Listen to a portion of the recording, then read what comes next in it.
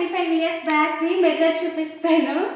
Already ఇందాక shoot చేసి మా హస్బెండ్ తీస్తే వాయిస్ ఇచ్చి వీడియో కూడా షూట్ చేస్తామండి. ఏమైందంటే నాకు కొంచెం ఇది ఉపయోగించలేదు. నేను మిర్రర్ని ఇలా మీకు చూపిస్తానని ఇలా పెట్టాను. ఆ మిర్రర్లో మా హస్బెండ్ పడ్డారనమాట. మా హస్బెండ్ అక్కడ షర్ట్ వేసుకోలేదండి, మిర్రర్లో పడింది. అప్పుడు మీరు చూసినప్పుడు మీ అందరికీ కూడా పిక్ కనిపిస్తుంది కదా, మళ్ళీ డిలీట్ చేసేసి మళ్ళీ చేస్తున్నాను అనమాట. చూస్తుంది అప్పుడప్పుడు అది బొర్ర పనిచేయదు ఎందుకు మరి. చూస్తారు కదా, ఈ మిర్రర్ 35 ఇయర్స్ బ్యాక్ మిర్రర్ అనమాట. మా అత్తయ్య గారు వాళ్ళ దగ్గర నుంచి నేను తెచ్చుకున్నాను.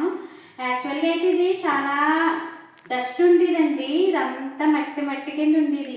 మిర్రర్ పైన కూడా తుప్పు కింద ఉండేది. నేను అదంతా క్లీన్ చేసుకున్నాను. మొత్తం ఎలా క్లీన్ చేశానంటే, మనకి వంటలో వాడి వెనిగర్ ఉంటుంది కదండి, ఆ వెనిగర్ దీని పైన వేసి కాసేపు అలా వదిలేసి క్లీన్ చేశాను. అలా నేను 3-4 టైమ్స్ క్లీన్ చేయగా ఇలా వచ్చిందనమాట మిర్రర్. మర్చిపోయాను, ఇప్పుడు కూడా తిప్పైపోతున్నాను. మా హస్బెండ్ మిర్రర్లో పడతారు కదా, అంటే షర్ట్ వేసుకోలేదు అక్కడ, అందుకని అనమాట. లేకపోతే ఏముందులని చూపించేది కానీ అది అయిందనమాట. ఇందాక మా హస్బెండ్ అక్కడికి ఇలా అంటున్నారు, నాకు బల్బ్ అరగలేదులేండి. నేను మాత్రం వాయిస్ ఓవర్ ఇచ్చి ఇలా అలా రకరకాలుగా చూపించేసాను. మిర్రర్ చూస్తున్నారు కదా, మిర్రర్ ఎంత లావు ఎంత బాగుందో.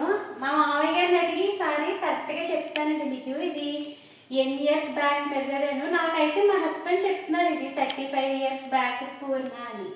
మా మామయ్య గారు అయితే ఇంకా బాగా చెప్తారు. ఈసారి మా మామయ్య గారిని అడిగి చెప్తాను, చూపిస్తాను. నేను అత్తయ్య గారి దగ్గర నుంచి తెచ్చుకున్నాను మిర్రర్ ఒకటి, మడత కుర్చీలు ఒకటి తెచ్చుకున్నాను. చూస్తారు కదా, ఈ మిర్రర్ని ఇక్కడ సెట్ చేసుకున్నాను అనమాట. ఇక్కడ ఎందుకు సెట్ చేసుకున్నానంటే, ఇక్కడ వాష్రూమ్ కదండి, ఇక్కడే మనకి పౌడరు బొట్లు అదే మన మేకప్ సంబంధించినవన్నీ ఉంటాయి. అందుకని దీని ముందు మిర్రర్ పెట్టుకున్నాను. మేకప్ అంటే నా దగ్గర మేకప్స్ ఏమి ఉండవు, నేను only fair and lovely powder ఇవే ఉంటాయి. మీకు నా ఫేస్ చూస్తేనే తెలుస్తుంది నేను మేకప్ వేస్తానా లేదని. నా దగ్గర ఏమీ ఉండవు. ఇప్పుడు మీకు మడత కుర్చీలు కూడా చూపిస్తాను. మీకు ఇంకా వస్తువు చూపిస్తానండి, మడత కుర్చీలు. ఇవైతే నాకు మా హస్బెండ్కి తెలిసి చెప్పారు 35 ఇయర్స్ బ్యాక్ అని. కానీ సార్ నేను మా మామయ్య గారిని అడుగుతాను, ఆ మిర్రర్ ఎన్ని ఇయర్స్ బ్యాక్వి, ఇవి ఎన్ని ఇయర్స్ బ్యాక్వి మా మామయ్య గారు అయితే కరెక్ట్గా చెప్తారు. మా అత్తయ్య గారికి వాళ్ళ నాన్నగారు ఇచ్చారంటే ఎప్పుడు ఇచ్చారు, రిటైర్మెంట్ అయినప్పుడు ఇచ్చారు తాతయ్య గారు. మా అత్తయ్య గారికి వాళ్ళ నాన్నగారు రిటైర్ అయినప్పుడు ఇచ్చారంటండి చైర్స్. ఇవి కూడా అంతే ఫుల్ తుప్పు పట్టేసినాయి. వీటిని కూడా వాటిలాగే 4-5 టైమ్స్ కడిగి ఇలా వచ్చినాయి అనమాట. నేను కడిగి నీట్గా పక్కన పెడితే మా హస్బెండ్ ఇంకోటి ఇలా కలర్ వేశారు. నేను ఆ క్లిప్ కూడా ఇందులో యాడ్ చేస్తాను, దీని తర్వాత వస్తుంది అది కూడా.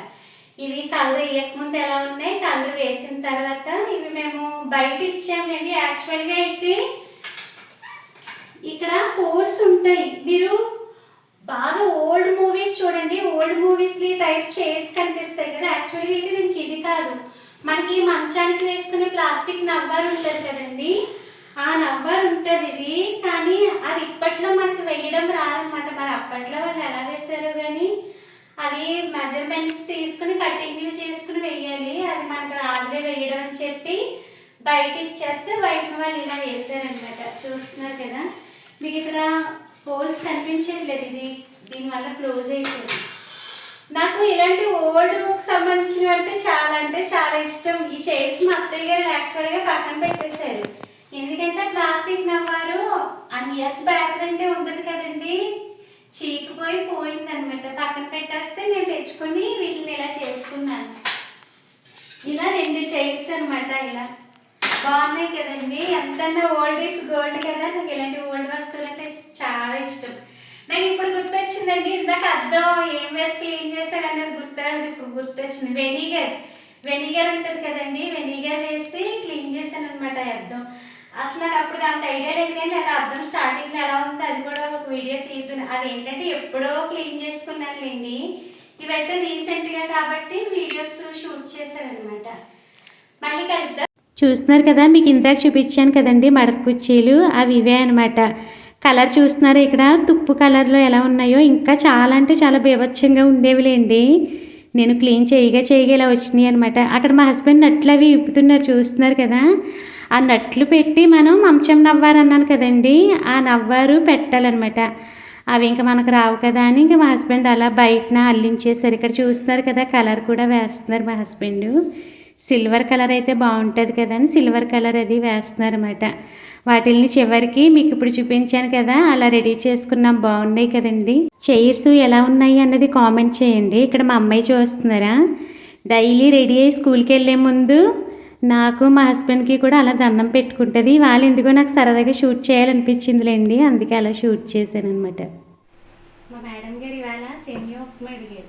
పాపం దానికోసం అప్పుడే 3-4 డేస్ నుంచి అడుగుతుందిలేండి.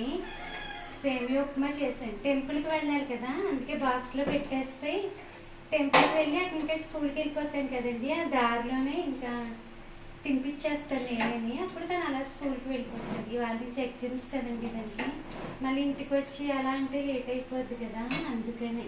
మీరేం బ్రేక్ఫాస్ట్ చేసుకున్నారు? బాయ్. మళ్ళీ లంచ్ టైంలో కలుద్దాం. నేను ఇవాళ లంచ్కి ఏం కర్రీ చేస్తాను అన్నది వండేటప్పుడు చూపిస్తాను.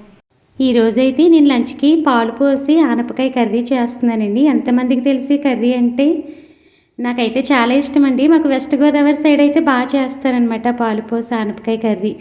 అంటే వెస్ట్ గోదావరి సైడే చేస్తారు, మిగతా చోట్ల చేయరని మీరు అనుకోవచ్చు. అంటే నేను విన్నది తక్కువ అనమాట, వైజాగ్ సైడ్ ఈ కర్రీ చేస్తారు అని, అందుకని అలా అన్నాను.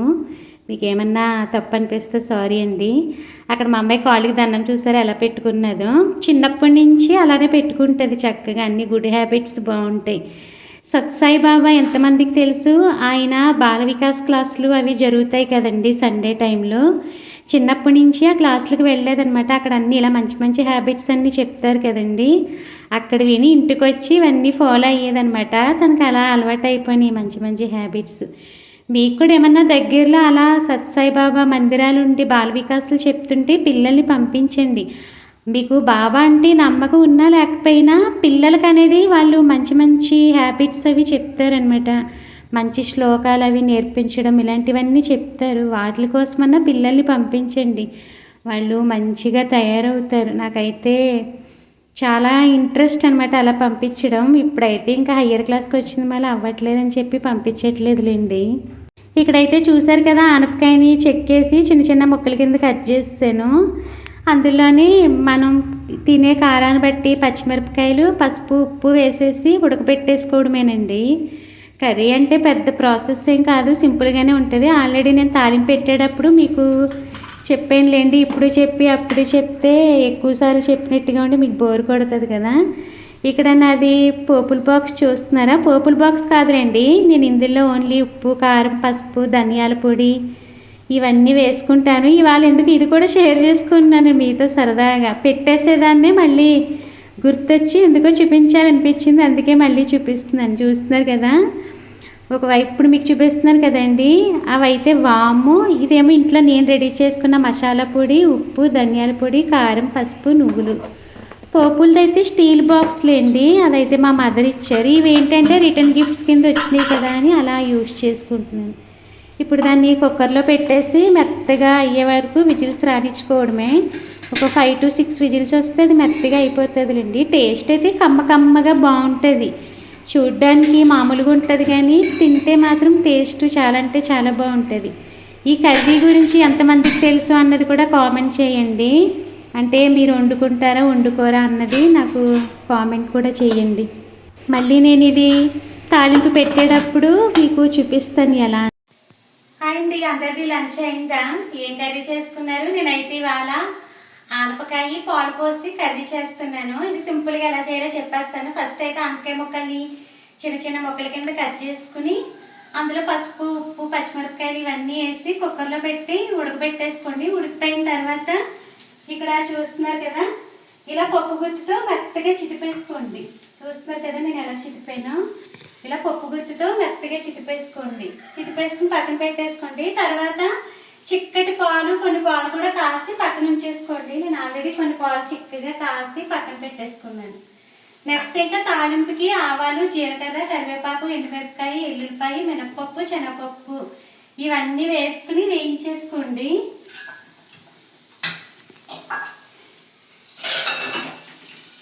అలా మూత పెట్టుకుంటే మనకి గ్యాస్ నిండా చూడదనమాట.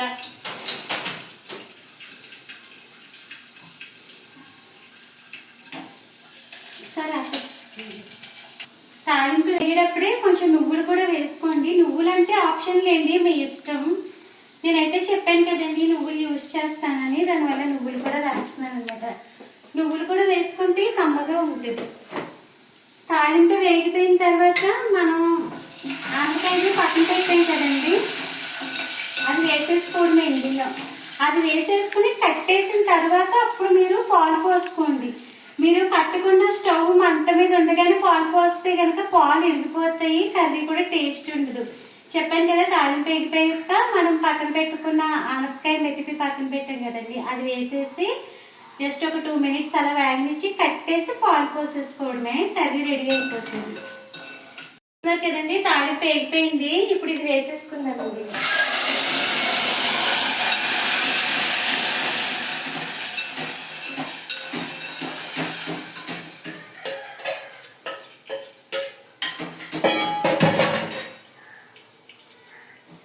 అది వేసేసుకుని ఒక 2 minutes అలా కొంచెం వేగనిస్తే సరిపోతుంది. తర్వాత ఇంకా పాలు పోసేసుకోవడం ఇది కట్టేసిన తర్వాత.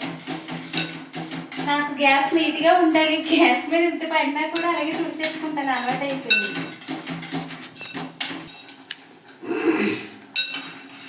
చూస్తున్నారు కదండి, ఇది కొంచెం 2 seconds అలా ఫ్రై అవనిచ్చాను. ఇప్పుడు స్టవ్ ఆపేసాను, చూసారు కదా.